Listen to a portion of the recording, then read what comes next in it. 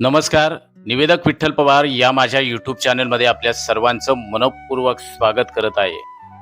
नारळी पौर्णिमा आणि समुद्र एक शाश्वत ऋणानुबंध. नारळी पौर्णिमा का साजरी करायची याबद्दलच अत्यंत सुंदर या ठिकाणी कथा आपल्याला मी सांगतोय. तत्पूर्वी निवेदक विठ्ठल पवार या यूट्यूब चॅनलवर मित्रांनो, तुम्ही नवीन असाल तर माझ्या यूट्यूब चॅनलला सबस्क्राईब करा आणि हा व्हिडिओ आवडल्यास या व्हिडिओला लाईक करा, शेअर करा आणि कमेंट्स करायला विसरू नका. आई, नारळी पौर्णिमा म्हणजे नक्की काय ग? सागरने आपल्या आईला विचारलं. तो चौथीत होता. शाळेत शिक्षकांनी सांगितलं होतं की नारळी पौर्णिमा आली की शिवकालीन पोशाख करून कार्यक्रम असतो.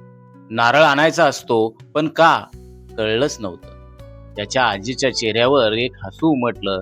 त्या म्हणाल्या, "ए बाळा, नारळी पौर्णिमा ही एक सुंदर परंपरा आहे, समुद्राला मान देण्याची."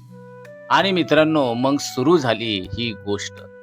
पूर्वीच्या काळी जेव्हा कोकण, मालवण आणि वसईपासून गोव्यापर्यंतची सगळी समुद्रकिनारी गावे मासेमारीवर आणि व्यापारावर अवलंबून होती, तेव्हा समुद्र हे त्यांचं जीवन होतं. समुद्र म्हणजे अन्नदाता, समुद्र म्हणजे पालक आणि कधी कधी रौद्र देवता देखील.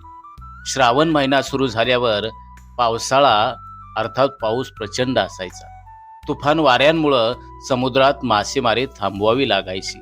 3 महिने बोटी किनाऱ्यावर बांधलेल्या असायच्या आणि मग श्रावणी पौर्णिमा आली की समुद्र पुन्हा शांत होऊ लागायचा.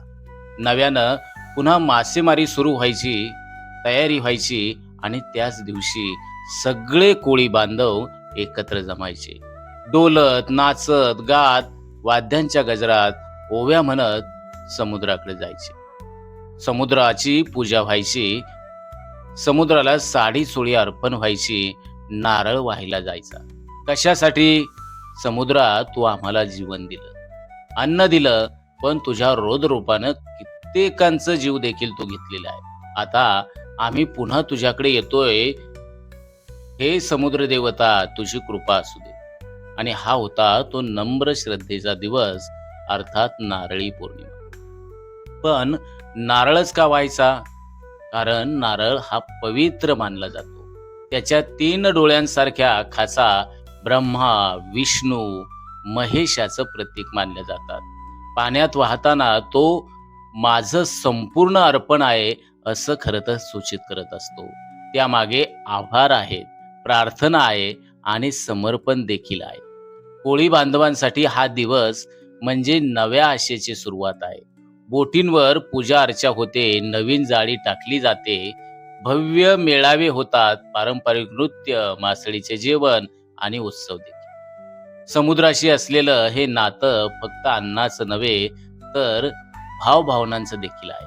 आजच्या काळात नारळी पौर्णिमा म्हणजे फक्त नारळ फोडण्याचा उत्सव नाही बरं का, तर ती आहे निसर्गाशी असलेली आपली नाळ जपण्याची परंपरा. समुद्रासारख्या अथांग शक्तीला मान देण्याची ती एक कृती आहे, सवय आहे आणि जीवन देणाऱ्या सृष्टीला धन्यवाद म्हणण्याची ती संस्कृती आहे.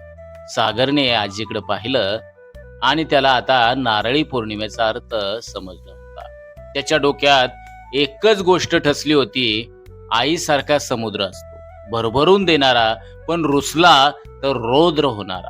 त्यानं ठरवलं यंदा नारळ फोडायचा, पण आभार मानून, आणि समुद्र किनाऱ्यावर काहीतरी स्वच्छ करायचं, जसं तो त्याला रोज देतो असं त्याचंही काहीतरी परत द्यायचं. शेवटी एकच या निमित्तानं सांगेल की निसर्गालाही आभाराची गरज बरं का.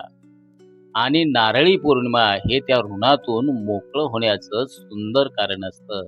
तर मित्रांनो, कसा वाटला हा नारळी पौर्णिमेचा हा सुंदर व्हिडिओ?